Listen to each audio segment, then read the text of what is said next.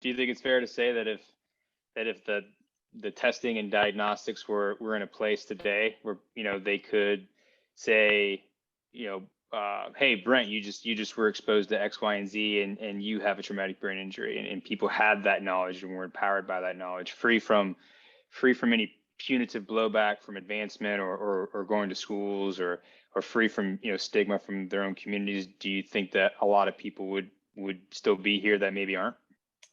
Yes, I've had multiple people I know that I think that they would still be here if A, they knew that they had, and B, they somehow they treated it. You know, I mean, Yeah, I agree. I think my brother would be here for sure. I think my buddy Day would be here. I think my buddy Simsy, one of my best friends, battalion, same thing. He got rocked, and now his leg doesn't work right anymore, and then it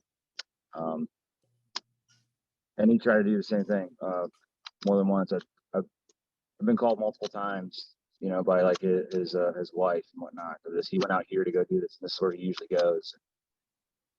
You know, my ex-wife actually walked up to his went to his house because his wife called me, and when he went to go walk into it, the police were walking in, and we thought that something really bad had happened, like he had, you know, done the. Tell you, like, he killed himself, but it turns out he just was attempting to, you know. So I mean, it's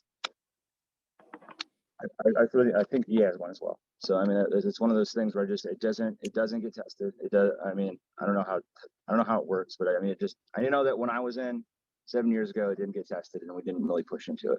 I mean, it's just you got blown up, and that's just what happens. And if you tell everybody that you got blown up and everything's all messed up, then you don't go out anymore. You don't do anything. So I mean, I think that people would.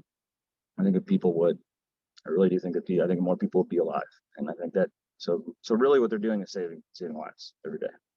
And I say this a million times, but I really appreciate you and I appreciate them because it's affected me.